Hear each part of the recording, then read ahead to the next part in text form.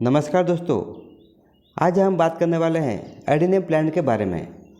Adenium plant ये dessert plant में आता है, यानी रेगिस्तान में होने वाला ये प्लांट है। और ज़्यादा करके ये प्लांट पहले दोस्तों रेगिस्तान में पाया जाता था, पर अभी देश के हर कोने में, यानी भारत देश के जितने भी कोने हैं सभी कोने में और हर गार्डन में आपको ये कॉमन पाने जाने वाला प्लांट है। और ये बहुत ही खूबसूरत और बहुत ही हार्डी प्लांट है।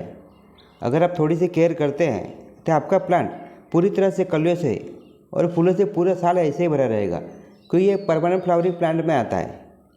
और मेन बात तो ये डिजर्ट प्लांट होने के कारण इसे दोस्तों कम वाटरिंग में और कम फर्टिलाइज़र में बहुत ही आसानी से ग्रो होने वाला ये प्लांट है।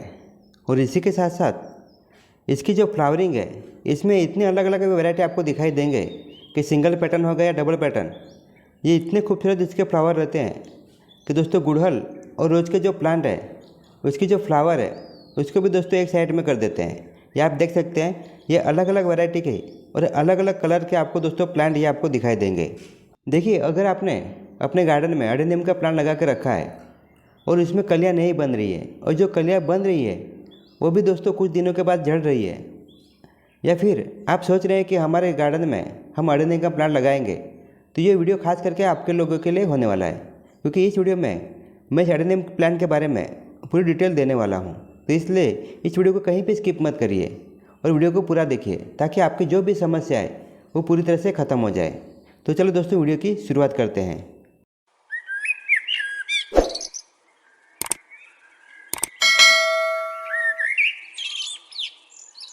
अभी जब एडेनियम का जो प्लांट देख रहे हैं उसकी साइज़ काफ़ी छोटी है। ये कम से कम 1 फीट का रहेगा। इसके लिए इस प्लांट को साइज मायने नहीं रखता है फ्लावर के लिए। अगर थोड़ी सी जो केयर है अगर वो हम करेंगे तो हमारा प्लांट छोटा छोटा प्लांट भी पूरी तरह से फूलों से भरा रहेगा।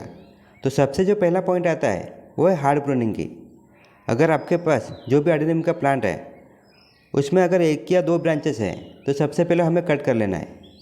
अगर जहाँ से हम लोग 1 ब्रांच कट करेंगे तो वहाँ से कम 3 से 4 नए ब्रांचेस निकलेगी, यानी वहाँ से जितने भी ब्रांचेस निकलेगी उतनी ज़्यादा मात्रा में इसमें कलियाँ भी आएगी। और दूसरा जो मेन पॉइंट है वो है सनलाइट।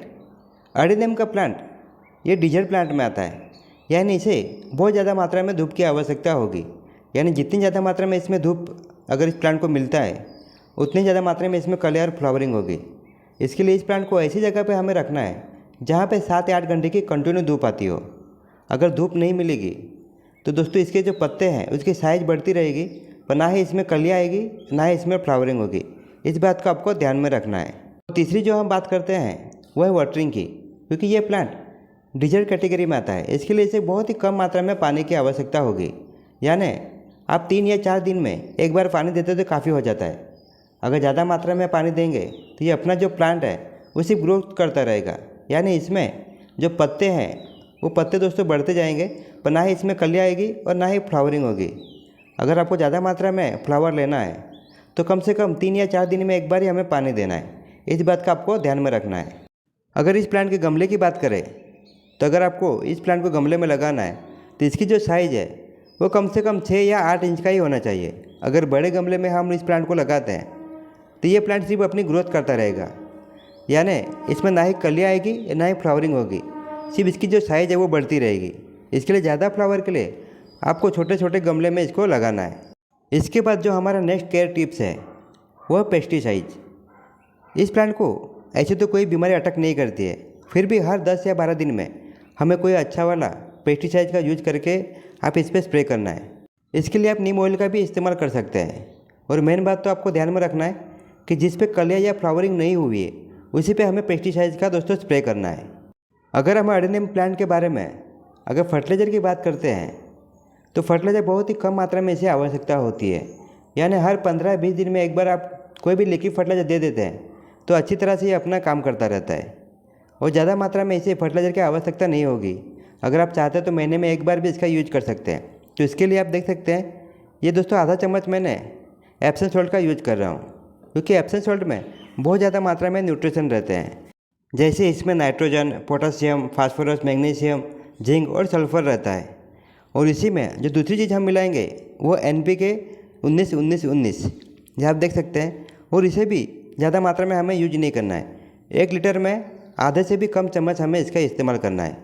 1 लीटर का जो हम लिक्विड फर्टिलाइज़र बना रहे हैं उसमें कम से कम 5 या 6 गमले आराम से हो जाते हैं, क्योंकि हर प्लांट में हमें 150 से 200 ml इसका यूज करना है। ज़्यादा मात्रा में हमें इसका यूज नहीं करना है। और यूज करते वक्त आपको एक बात का ध्यान रखना है, जिसमें कलियाँ आई हुई है या फ्लावरिंग आ रही है उस प्लांट को हमें नहीं देना है। जिसमें कलियाँ नहीं बन रही है उसी प्लांट में हमें देना है। तो जो भी प्लांट में हमें देना है तो सबसे पहले इसकी जो मिट्टी है वो अच्छी तरह से हमें गुड़ाई कर लेना है। हमारे गार्डन में जो भी प्लांट है अगर उसको आपको फर्टिलाइज़र देना है, फिर वो लिक्विड बेस में हो या सॉलिड बेस में, आपको एक बात का ध्यान रखना है कि पूरी तरह से मिट्टी ड्राई नहीं होनी चाहिए, थोड़ी सी उसमें नमी होनी चाहिए। अगर हम ड्राई मिट्टी में फर्टिलाइज़र देते हैं तो जो हमारे रूट्स है वो रूट्स दोस्तों डिस्टर्ब हो सकते हैं। इस बात का आपको ध्यान रखना है।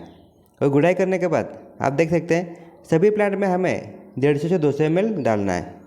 और ये प्लांट बहुत ही हार्डी होने के कारण इसकी जो मिट्टी है, मतलब आपको अगर ये प्लांट लगाना है तो हमारे गार्डन की जो नॉर्मल मिट्टी है उसमें भी अच्छी तरह से ग्रो कर सकते हैं। फिर भी आपको अगर स्पेशली इसके लिए जो मिट्टी बनाना है तो इसमें 40% आप रिवर्स एंड 40% नॉर्मल गार्डन की मिट्टी या खेत की मिट्टी भी आप ले सकते हैं। और 20% इसमें वर्मी कंपोस्ट या सड़े हुए गोबर का खाद का भी इस्तेमाल करना है। और जितना हो सके इसमें दोस्तों कोकोपीट का इस्तेमाल नहीं करना है, क्योंकि कोकोपीट में वो दोस्तों पानी को पकड़ के रखता है और इससे जो हमारे प्लांट है उसके जो रूट्स है वो दोस्तों ख़राब हो सकते हैं, यानी उसमें फंगस लग सकते हैं। इसके लिए आपको कोकोपीट का इस्तेमाल नहीं करना है। और जो टिप्स मैंने आपको बताई है उसके आप अगर फॉलो करते हैं तो आपका जो प्लांट है वो इसी तरह से कलियों से फूलों से भरा रहेगा और इसमें कभी भी कलियाँ कम नहीं होगी। और जितनी ज़्यादा दोस्तों इसमें कलियाँ आएगी उतनी ज़्यादा मात्रा में फ्लावर भी होगी, क्योंकि हम लोग जो फर्टिलाइज़र मैंने आपको दिखाया है उसका आप अगर इस्तेमाल करते रहते हैं तो कभी भी कलियाँ ड्रॉप नहीं होगी। तो चलिए दोस्तों, जो भी जानकारी थी वो पूरी दोस्तों मैंने आपको देने की कोशिश की है। फिर भी कुछ सवाल आपके मन में अगर रह जाते हैं तो मुझे कमेंट्स बॉक्स में अवश्य लिख देना, ताकि मैं आपको कमेंट्स पढ़कर जो भी आपके सवाल है उसका जवाब दे सकूं। तो चलिए दोस्तों, इसी के साथ अभी आपसे विदा लेता हूं। तो चलो मिलते हैं नेक्स्ट वीडियो में नेक्स्ट टॉपिक के साथ। तब तक के लिए धन्यवाद।